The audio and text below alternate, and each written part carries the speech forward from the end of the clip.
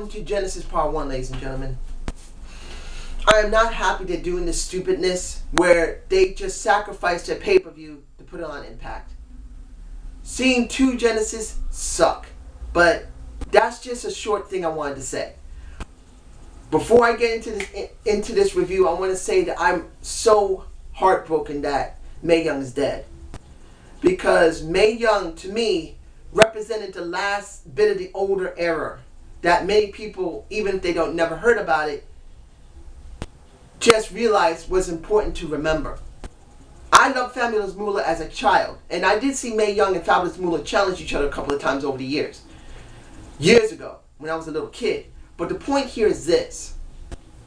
Now she's gone. There's not much of a tie left for women's wrestling. She really was the epitome of what a woman's wrestler could be. And what Taz said, and I've had my beef about Taz, that he's become very boring, he's annoying. But I can say this. As a New Yorker, Taz really stated it best. This was a tough broad in the ring. And then she was the most kindest and most understanding person outside that ring. He covered it for me personally. I really believe that was the right thing for him to say, even though I can't stand his guts much. So I got that out of the way. How was this Impact? It sucked. It wasn't that good. With the opening of the show with all the heels out there with Dixie Carter, and she's getting a belt on her shoulder given by Magnus, wasn't that bad with that. Rockstar Spud made me very interested. And then in Alabama, the crowd wasn't that bad. Throughout the night it wasn't too bad, but you know, I wasn't too fond of this being a two-parter. I wasn't. But seeing that Sting came down from the crowd and was talking, at least one, it showed how many people were actually there. We don't always get a lot of people in those stadiums. I'm sorry. They don't get that many. So seeing at least on the side that had the most people was the wisest thing to do. Then seeing all the faces come down and have a fight with the heels was something that's standard. What was interesting to me personally, when Rockstar said we're going to have a 12-man tag. Of course, later Tappa and ODB was there, but he didn't say mix. I say mixed tag. Seeing them, instead of being on the ring ropes, switching in and out by tag, was much more interesting. Anybody else might have been bored with it and say it was too chaotic? It was. But seeing everybody, at least some of the guys, not everybody, some of the guys go in and out of the ring, having their moments to fight and then leaving and then letting someone else come in, I believe was a better touch than I normally would see. Seeing ODB and Lady Tappa, only ones in the ring, they were spotlighted directly, which I didn't have a problem with. I believe it was Samoa Joe and Sema Ion. I wasn't having a problem with that. Christopher Daniels with Storm, I believe he was there at one point, was okay. And the person who won the entire match was Samoa Joe. Does this thing make it any better? No, because that felt, in the beginning of the show, it felt like a mortal. It did. And I was not fond of it. And this just scares me if they're going to continually do this, where Dixie's going to be pulling some of these heels off to be with her. Because then no one's getting over. It's going to be Dixie, generally, maybe Magnus, and maybe EC3, and anybody else next to them is going to get buried. So I'm hoping this doesn't get oftenly done, if that makes any sense. Excuse me, I'm still sick. Now, let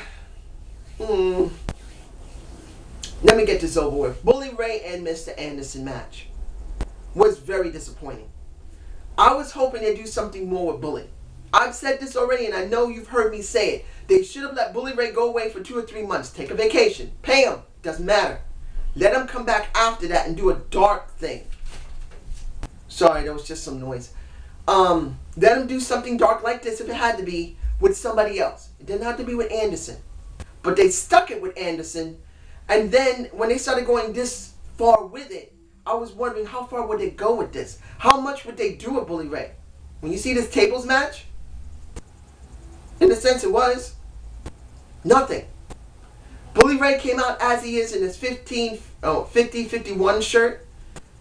Didn't dress any different than he normally did except for the sweater. I mean, the sweatshirt, sorry. The reason I'm botching because I hated this match. It wasn't bad performance between these guys. They did some decent work. Not great though. But Bully Ray wasn't wearing different clothes. In the end, when he won, nothing more substantial happened. He just staggered away hurt. What does this mean? Where many people are saying, oh, those clothes we found in the coffin, those are his kids. And Bully Ray said, I'm going to take out your kids. Basically, something like that. I mean, this didn't make any sense. It was nothing. So they could have left this alone for months and brought him back later, and they could have still done this, and maybe they could have done something better. It just didn't feel like anything. Now, I'm getting this done now because I don't want to think about it anymore. Madison Rayne versus Gail Kim with Lady Tapa in tow. We know the reason why. If no one's realized this, the main reason that Madison Rayne won this title is not because of her good looks, because she's not that very good looking. Not because of a bust line, even though she probably had been breastfeeding and they have not grown any bigger. Not because she probably sucked a lot of dick in the back, and I'm not being disrespectful, ladies, but you know women in wrestling have done it. Look at what happened with Melina. The point of this, as far as I can tell, unless they're going to be stupid enough to change it, is to let Lady Tapa have a face to go up against that no one has seen in quite a while. That is the only reason why this has been done. Because we have Sky there, and right now she's busy doing something else, and I'll get to that. ODB has been shown too much. Right now, you got Gail Kim, which people will probably say that's the only other person you could probably use, but we've seen it already. If you want Tapa to be a heel, how are you going to have Gail Kim be a heel and face her? It makes no sense. Brooke Tessmacher's not there right now. Miss Sexy Brooke ain't there. And she's the only person I can think of that would be other than Madison Rayne to face. If they turn Brooke face, she's the only other person. And the thing is, Brooke is the most strongest knockout they have. I'm sorry, she is. She's the only one who's worked the best, that people like. She can do some good in-ring action. She could probably do a decent feud. But the problem is she's the only one that I can see that would be interesting for this. And right now, that's not enough for Tapa. But this is how I believe they're going to structure this. That Madison Rayne will eventually face Tapa, and Tapa will win the title. But here's the problem. Tapa, Gail Kim, Madison Rayne, ODB, not talking about Velvet Sky or Brooke Tessmacher or Terrence Terrell. 4. That's all you got. Unless Terrence Terrell is coming back. Unless they hire more women or do another open challenge, there is nothing left for the knockouts. So moving on to the Kurt Angle segment. And what does this mean? He takes out Al Snow. He hunts down Dixie, tells her, I'm going to be in the Sting and EC3 match there. If you want to fire me, fire my ass. And she says, get out of my ring, get out of my Impact. You're taking the day off. You're taking the night off. I don't give a fuck. He says no, and Robert Roode comes and lays him out. Twice. Is this interesting? No. At least not yet.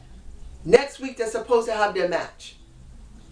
So the question is going to be, after that match, will we have something still interesting between these two? I don't know. Seeing what they did with Angle last week just kind of killed it for me. Because I don't even know what they're doing anymore.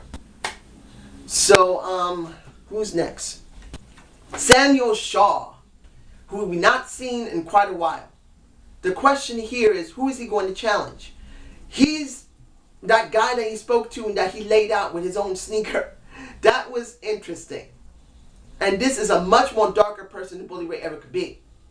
But the point is that Chrissy Hemi's his sweet cheeks.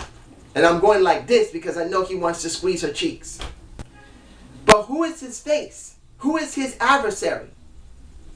Unless they put him on TV more, we're not going to know. I don't know where they're going to go with him. If he doesn't have someone to challenge, or someone that's going to challenge him, this is not going to work. So I'm really hoping this will work out with him. Because I want to see more of him. Samuel needs to show how evil he is. Now, is there anything else I want to talk about? No. So, when it comes down to it, Sting versus EC3 with Rockstar Spud as the ref. I love Rockstar Spud. He just makes this thing much more interesting and more palatable. But to be honest, I wish he hadn't been in the match. The match wasn't great to me. The problem here is that I said, calm. EC3 needed to be put over, sorry, I'm still sick, needed to be put over by Sting clean. That is the only way we were going to get anywhere. The little Magnus and EC3 segment before and next in front of the mirror did not give me confidence that they were going to do this properly. TNA didn't give me confidence, and they truly delivered on that. Yes, it kind of builds up to what is going to be last mentioned in this review. But EC3 really needed this. He's going to get buried by this rehashing in the sense of Immortal, but Dixie is the one who's in charge of it. That's how it feels to me personally. It's like Curtis Axel. He was getting leeway. He was getting some momentum when he won against Triple H twice. I think twice or three times. But then when it came to CM Punk and Paul Heyman, he got buried. No more leeway. No more push. Just got buried. So there's a good chance EC3 is going to get buried by this. It's going to be a good chance we're not going to get anything. Because he didn't get put over clean. It's just a big waste. Now the last thing I want to talk about, what happened with Sting and Magnus. I've seen Become. When it came to looking at the Slug Daddy and NJ, I saw their videos. I've been pretty busy, but I managed to catch some of their video for each of them. And when it comes down to it, if AJ is not coming back, they really buried Magnus. But we don't know yet. This could be a work. But if it didn't happen, that was just a big waste of time to put over AJ the way they did. They made him look really big. Now, I said in my review last week that it was alright as long as AJ lost. And it's true. AJ had to lose that match. But with so many people there, I even said in my video, from the beginning and the middle, I just wasn't feeling it. The crowd made it interesting, so I kind of didn't really think about AJ getting put over here. Really big. This is how I really felt about it. But now that I had a chance to reflect, since AJ's not there, and he may never come back, they've really buried Magnus. And this segment at the end of the show really scares me. Because if Magnus is doing next week a match with Sting, if he wins, he tears up Sting's contract. But if he loses, Sting gets the title. Then why did Magnus get the push? So Sting would have competition going in 2014? That to me is the worst thing that TNA could have done. Look, TNA buried their pay-per-view by putting it on TV. And in 2 parts for that matter. They buried it by doing this. They said last year, we are going to do something entirely different. We're limiting our monthly pay-per-views and we're doing 4 in a year. They really was doing something very ballsy by doing that. Trying to build within 3 months a really good content so when you get to the pay-per-views you'll be interested in buying more. Because they're not making that much money getting stuff on Spike. I'm sorry, Spike's paying them a couple of million a year at least. 10 or 20 million a year at least. But that's not enough to really build your company. They lost a lot last year. And last year when they started doing these themed impacts was really not a wise thing to do. This kind of covers it when they decided to put one of their premier pay-per-views on normal television. And now hearing that an investor's coming in kind of makes me worry that this is a rehashing of WCW to try and drum up more interest. Or it could actually be the truth. But I don't know that yet. What I can say is this. Going in 2014, both TNA and WWE have not left me with a lot of confidence. WWE has acted actually, to me, scatterbrained. Because they have not done a great show for the last couple of months. They've been very bad at it. Now I understand the Slick Daddy tried to take what he could from the shows, and I understand there was still some stuff that's good within Raw. But when you look at Raw and when you look at Impact, they have not really been giving production a lot. They haven't been putting a lot of good production in their work. They've been quite sloppy and very confusing. And when it comes to a crowd that doesn't have a very good attention span, the casual fan can get very bored very quickly and then turn off. So if they're not doing good, they're not going to make any money. So how do I rate this show? Not very high. This show really just wasn't that great. And knowing that it's a two-parter just doesn't give me a lot of confidence. Maybe next week will be way better than this one, but this week wasn't really that good.